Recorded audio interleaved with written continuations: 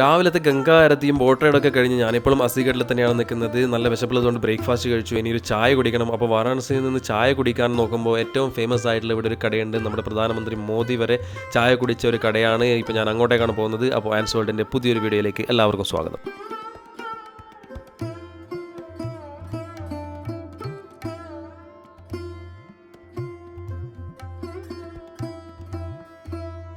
അപ്പോൾ ഇതാണ് ആ ഒരു ചായക്കട, പപ്പു ചായ്വാല എന്ന് നമ്മൾ ഗൂഗിളിൽ അടിച്ചു കഴിഞ്ഞാൽ നമുക്ക് സുഖമായിട്ട് ഇവിടെ എത്താൻ പറ്റും. പ്രധാനമന്ത്രി നരേന്ദ്രമോദിയും മായാവതിയും പല സിനിമ ആക്ടേഴ്സും അങ്ങനെ പല പല ഫേമസ് ആയിട്ടുള്ള ആൾക്കാർ ചായ കുടിച്ചിട്ട് ഫേമസ് ആക്കിയിട്ടുള്ള ഒരു ചായക്കടക്കാരനാണ് ഇയാൾ.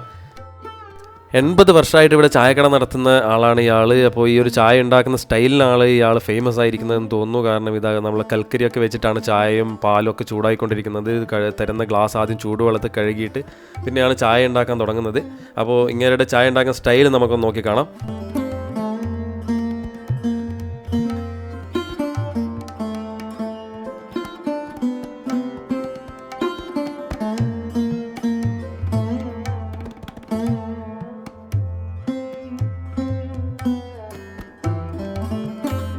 അങ്ങനെ എൻ്റെ ചായ കിട്ടി. നല്ല അടിപൊളി സ്റ്റൈലുണ്ട് കണ്ടിരിക്കാൻ ചായ ഉണ്ടാക്കുന്നത്. ഇനി ഇത് കുടിച്ചു നോക്കട്ടെ എങ്ങനെയുണ്ട്. ഇത് അടിപൊളിയായിരിക്കും എന്ന് വിചാരിക്കുന്നു. കാരണം അത്രയും തിരക്കും ആൾക്കാരും അങ്ങനെ ഫേമസും ആയ ഒരാളുടെ ചായയാണ്.